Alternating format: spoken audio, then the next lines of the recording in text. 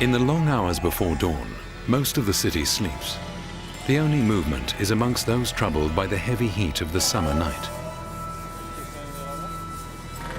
And the day laborers chasing rumors of work. Across a dry riverbed from the city is the railway station. Moving amongst sleeping families are porters that never seem to rest.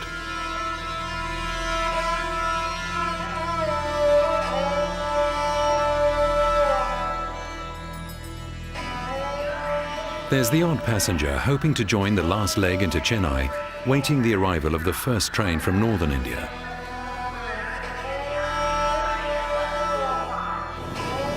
And then there's the lights, the grind of steel wheels on rail, and a chain of 30 carriages.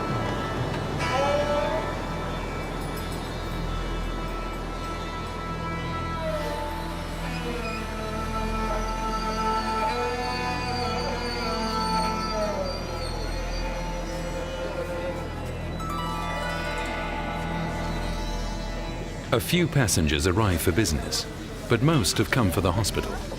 Vellore is known the world over for CMC, the Christian Medical College. Each patient brings their own story. Some are desperately sick and have been traveling for days. Some are following the referrals of doctors. Others are old hands returning for checkups, but most arrive unannounced.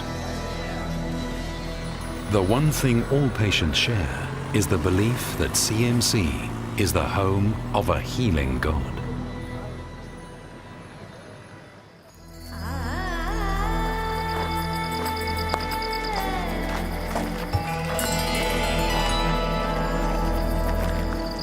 It's just before dawn as Tarun George, a final year medical student, leads a group of his colleagues to the top of the hill next to the college campus.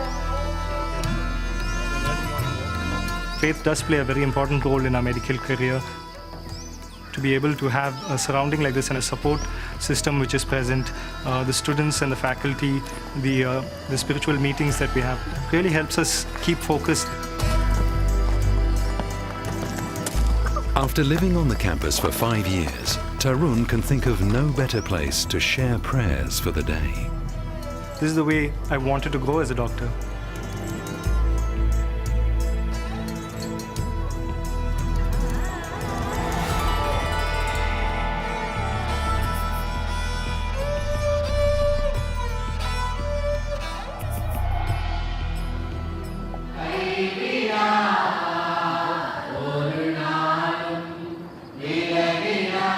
Founded as a single-room hospital in 1900 by the medical missionary Ida Scudder, the Christian Medical College continues to grow, with the main hospital in the centre of Vellore and a number of campuses and clinics around the city, as well as other facilities throughout India.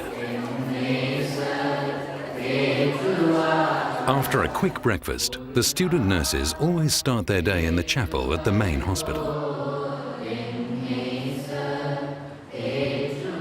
When I was small, I was very sick and the doctors lost all hope on me. My parents fasted and prayed for me and they dedicated me to God. So it's been my desire that I go and work for God who gave me life. I'm in my final year, so my dream's going to come true. I'm going to become a nurse in CMC. When I wake up in the morning, I spend a little time in prayer, and then I'm so excited about all the opportunity. Every day brings new challenges. In a place like this, there's just so much happening, and there's so much to look forward to. It's important to have my ear to the ground, to know what exactly is happening.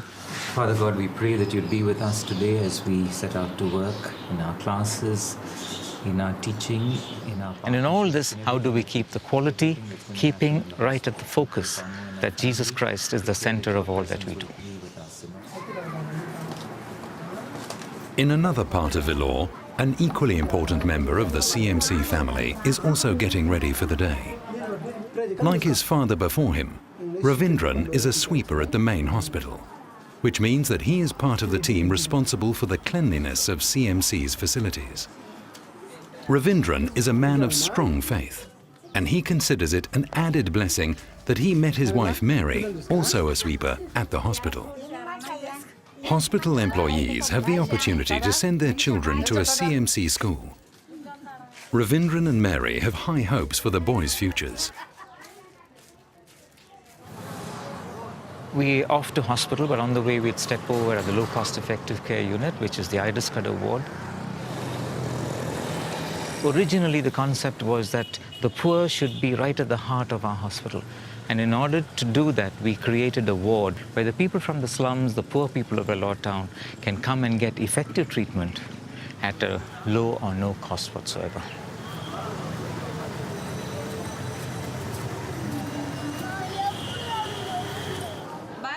The work of the low-cost effective care unit is driven by a committed and caring team and led by a doctor of formidable passion. How are you? Sarah Bhattacharjee, one of the very special people. We call her the Mother Teresa of CMC, of Vellore. We've learnt many things working with poor people, that it's not enough to provide a free service. The service has to be something that poor people feel is theirs. We try to keep our facilities very basic. So for example, we don't have mattresses on our beds. These people anyway sleep on the floor. But as doctors, we can't work on the floor. So we have our beds. We also find that if you have mattresses and sheets and the general ambience is a little more plush, then there's a whole group of people waiting in the wings to come in and use the facilities, especially because it's such a low cost, almost free facility. What I've learned about poor people is that if somebody else takes over and pushes their way in, they will just melt away. They don't raise their voice and they don't say this is my place or this is my right. They've actually grown up without many rights. A man with all these skin lesions, shouldn't I be able to give him, first of all, high quality care, give him appropriate care, give him the basic comforts in life? But unless we're able to give appropriate medication, and medicines, as you know, is very expensive, we may never cure the person. This is where it's important for us to find adequate funding to get the medications to look after them.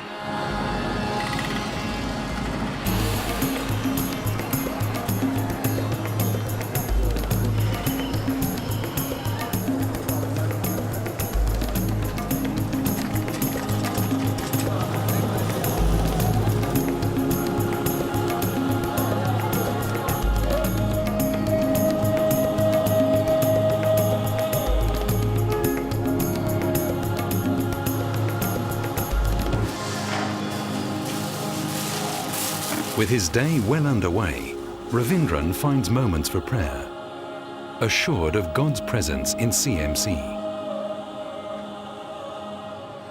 In little over 20 years, CMC's hematology department has developed into a world leader in research and excellence. Today we have a bone marrow harvest for a kid called Saurabh, and he has thalassemia. He's transfusion dependent and needs to get blood every month and iron removed from his body for the rest of his life. Fortunately for Saurabh, his brother is fully matching, and we are going to be taking in his brother today and harvest enough of stem cells to do a transplant. And if the transplant is successful, Saurabh won't need transfusions anymore. In fact, after a year, he'll be off all immunosuppression and he can go to school and live a normal life. So that's the marrow which is starting to come up into the syringe. And you can see it looks just like blood. Earlier, when you do the first aspirate, you have a little apprehension. By chance, this person has a problem and I'm not going to get marrow, then what will I do? Because I've already destroyed the recipient's marrow. And therefore, if I don't put in a graft, the recipient is not going to survive. Occasionally, I have a parent saying, after transplant, he's become as naughty as the donor. So you say, hey, no, nothing could have happened to him other than his blood after the transplant. As you know, a transplant in the United States costs about $250,000. And that's really way beyond anybody's means in India. Whereas an average transplant at our center will cost about $15,000 US. Additionally, we are transplanting patients from foreign countries at a package deal of $50,000. I may, in fact, make a profit of about $30,000.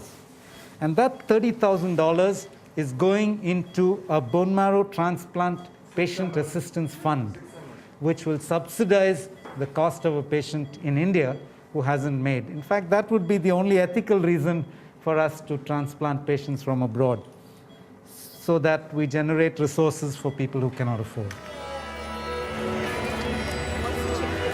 The morning is also the time for CMC to reach out to the communities surrounding Vellore. A new challenge is to provide palliative care for the patients and families of the very poor. We're going on a home visit to see Venkateshan. Venkateshan is a 21-year-old man with advanced cancer who lives with his father and his two younger sisters.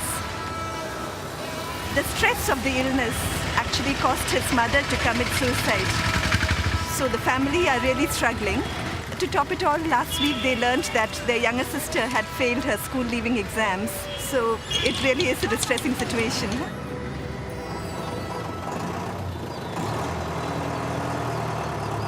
From the Department of Community Health and Development, CHAD, a mobile clinic is heading out into the surrounding countryside with doctors, nurses, and community health aides.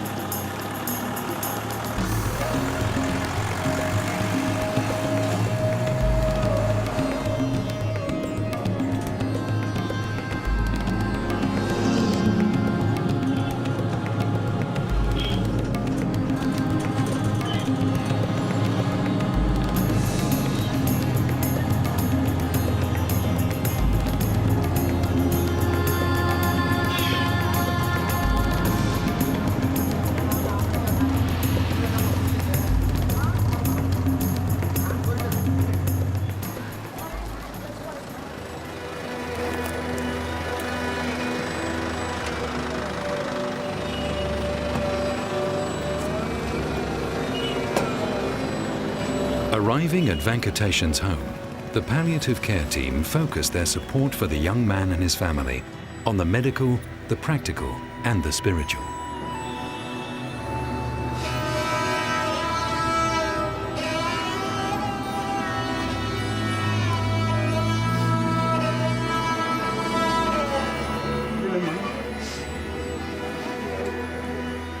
His pain is better. The father used to be weeping all the time. He's a little calmer now. But what worries me is that the patient said that occasionally when he gets severe pain, he feels like committing suicide.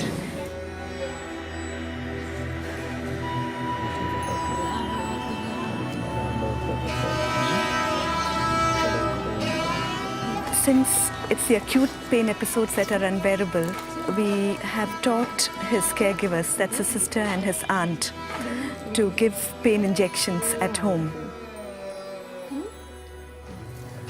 We've tried to help his physical pain.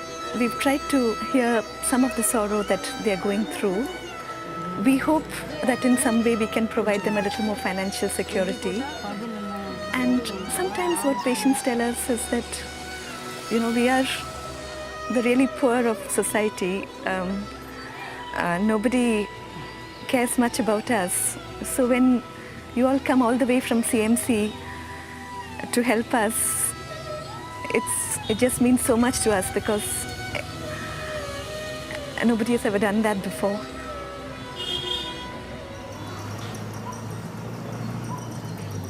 Unlike the palliative care visit, the arrival of the CHAD mobile clinic in a village is an eagerly awaited event.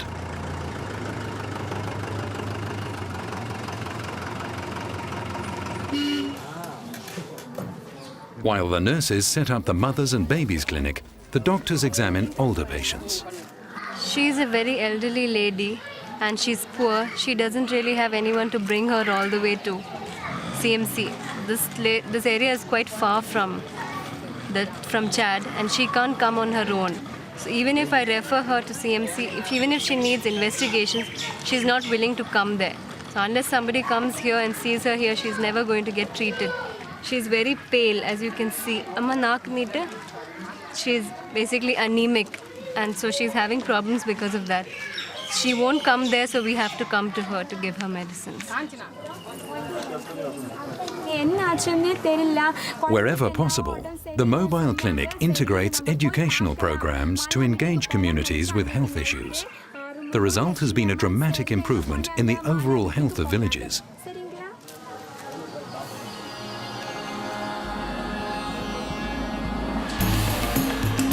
By mid-morning, the main hospital is in full swing. Doctors in cardiology are halfway through the 8 procedures slated for the morning. The new MRI facility is in constant demand. And in the outpatients clinics, inoculations are evoking the same response from children the world over.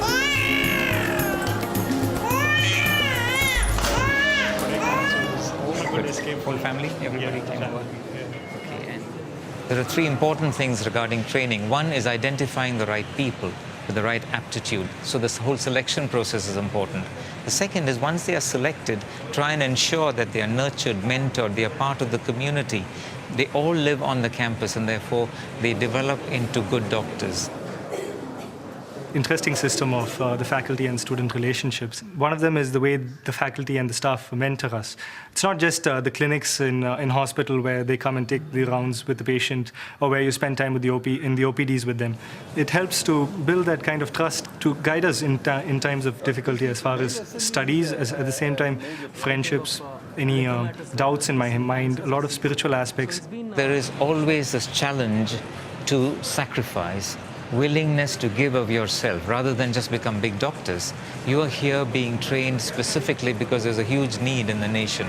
You receive so much from here, ensure that you give it back to the nation. So this is constantly emphasized. So this spirit of sacrifice, spirit of service is always emphasized along with being of the best quality.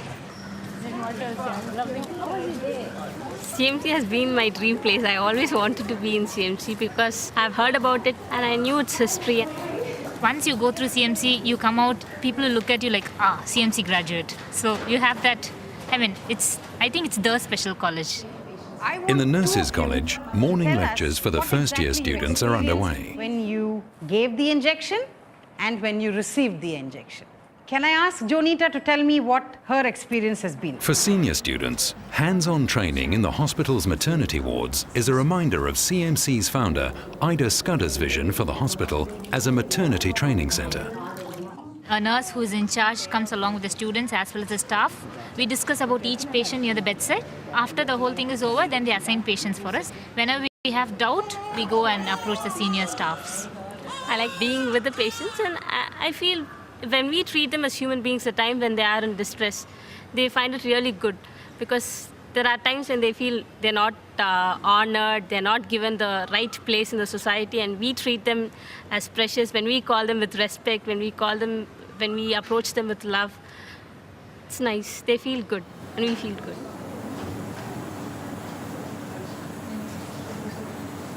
Like the medical students, CMC nurses are mentored and encouraged towards a future vocation of service and excellence. Once a month, a community nurse from Chad joins with a local health aide to visit the sick and needy in each village under her care. Because she lives in the village, she knows more about the village. Like she knows each and every family, how many people are living there. She knows each and everything in the village. And when I comes for the clinic, she will inform me about that, and we both will plan together and we will make the visits. The health aide brings an intimate knowledge of the villagers and ensures that CMC effectively services the needs of the rural poor who surround Vellore. Here we have Sumitra. Sumitra is a mother who delivered 21 days back. I will be teaching them about the newborn care, like how they have to take care of this newborn baby and how she has to take care of herself during this time after her delivery. CMC is doing a lot of help to the people in the villages, like preventing their diseases and many times giving them a free treatment. And it's really satisfactory for her to work in the village. As the temperature peaks in the middle of the day, the hospital slows down. the clinics break for lunch, and those that can find a comfortable place to rest.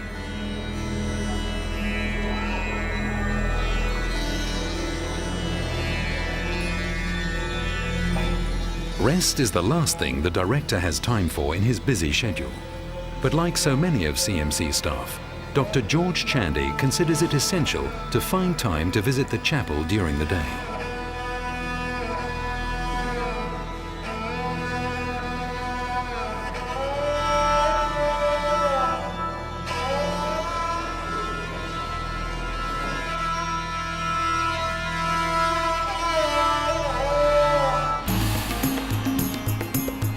With the intense heat of midday past, Vellore gets back to work.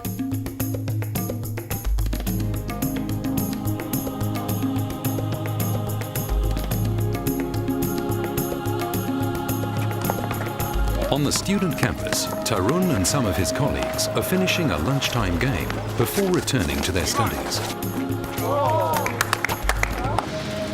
In the main hospital, the afternoon's activities are getting underway. Hello, ma'am.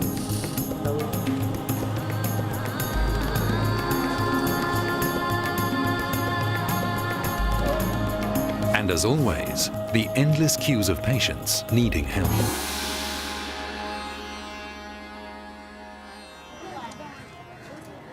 A community outreach team from the Ida Scudder ward are visiting one of their volunteers in Vellore's Old Town slum district. This is Mary Jevamani. She's a local volunteer with Ida Scudder ward. Mary is very definitely at the front line of changing the whole health scenario, the whole social kind of environment of this area.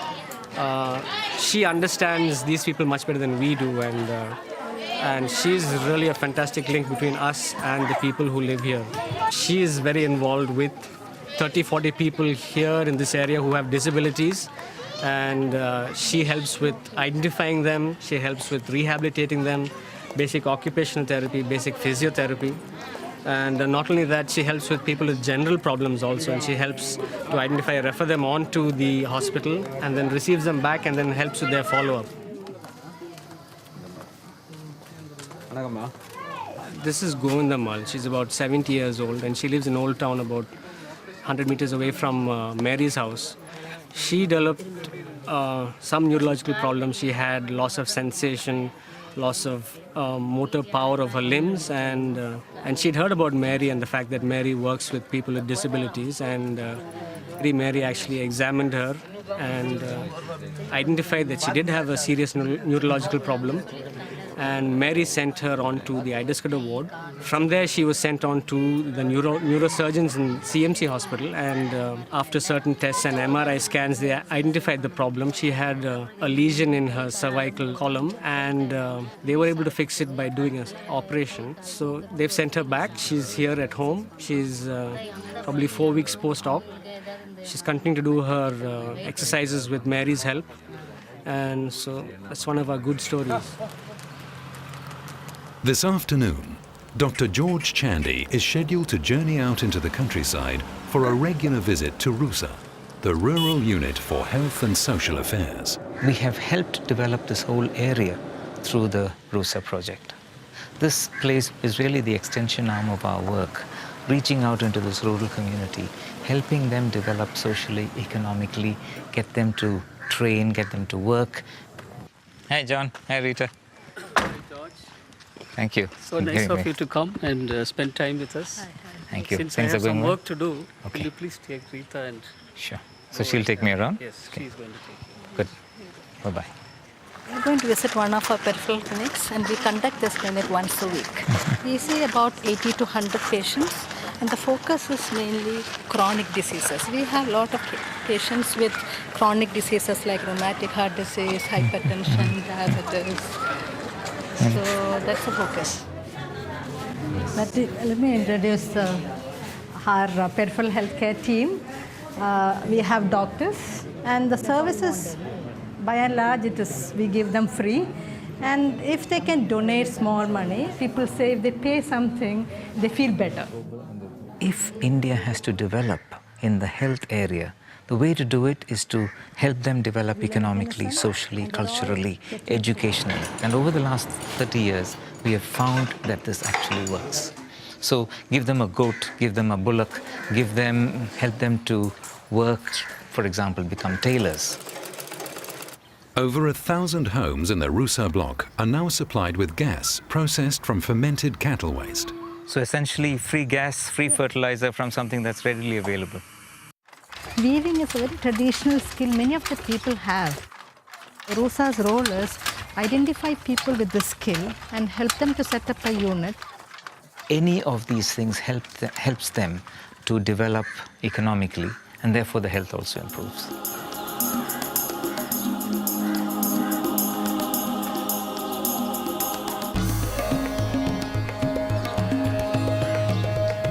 There are no maps that you can go and buy in India which have geographic references, which have coordinates. So we actually create maps. We start by using these receivers, handheld GPS receivers. We send people out on motorbikes, in four-wheelers. They basically drive down streets and this draws the street map there. It's brought back, got into the computer, then we clean up the data and we have our roads. Then we use the same things and send it through our field workers who actually go to people's homes. They stand in front of the doorway and take a point. And that point again comes back into the computer, and soon your map develops. You have roads, you have smaller streets, you have houses on both sides of the streets. Then what we do is we have a large data set. It's on the health status of the people. We merge that with this map on our computer. What we get to see is a table which is taken on a spatial reference. We get to see which individuals are sick where in this area that we serve. So for us, adding the coordinates to our health data puts us on a completely new plane. It brings out things which we have never seen before. We have this excellent example of how we use GIS to help sort out an outbreak of cholera. Here's a village, it's called Kanyambadi. There are 2 deep bore wells way out of the village, and from there water is channeled through pipes. I am actually standing in the place where the water pipelines run just 1 foot under the ground. As you can see, there's a sewage just right next to it where the sewage is running. So the water flows this way, and the sewage, that is all the dirty water, runs this way. Okay, and as you can see here, there are places where people come and poo here. When this outbreak started, we had this one case, one chap who came in from his work spot in the next closest town. He was ill, he had diarrhea. He came home because he was ill. That's the first case that occurred. And this guy, we later figured, went to that area to poo. What happened at the end of the first week? We had, this guy and one more case. This was actually an elderly lady who died because of the cholera. What happened the next week? Can you see, the following week, there was this huge cluster of cases which started popping up on both sides of the village. And the week after, more cases. By now, it's all over the village. The last week, oh, look at that. The whole village is involved. We had about 47 cases. Now, why did this happen? We had a bad situation here. We had sewage, we had people pooing, and we soon discovered there had been a problem with the water supply pipe somewhere here. This is the spot where there was a break in the water pipeline when the outbreak of cholera occurred. If it rains heavily, then there are high chances of the sewage getting into the water supply. Then it could be a disaster for the villages who are living right out there. The villages are likely to benefit a great deal by applying quicker and faster methods which come out of technology.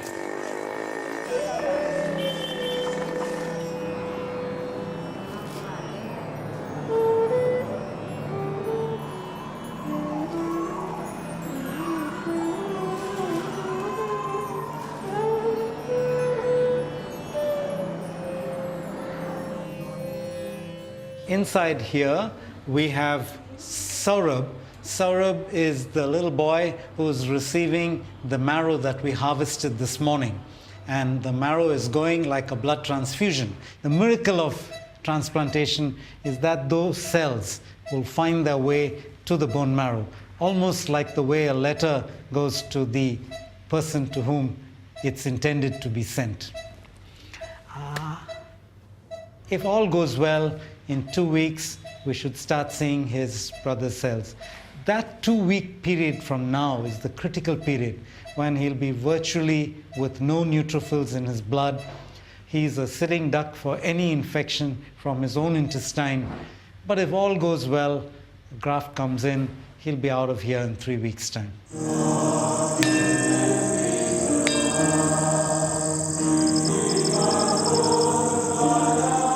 India is changing considerably. The healthcare industry is growing at about 18% every year. Pharmaceutical industry at 26% every year, which means a whole lot of new hospitals are coming up. The corporate hospitals, multinationals are coming up, mainly in the big cities and the metros. These hospitals will attract the paying patients.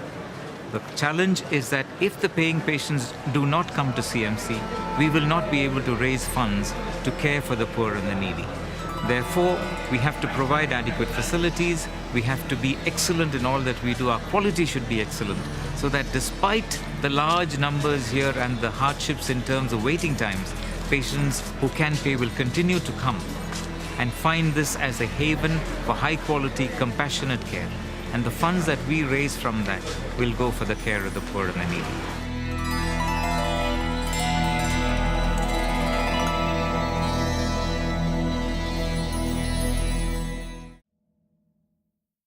CMC's work amongst India's poor and disadvantaged is supported by a much valued network of organizations around the world, the Friends of Vellore. If you would like to make a donation or become involved in this practical expression of Christian faith, please contact your local Friends of Vellore representative via the website. CMC is also always looking to develop relationships with medical professionals and institutions around the world. For further information regarding the Christian Medical College, visit their website or contact the Directorate by email.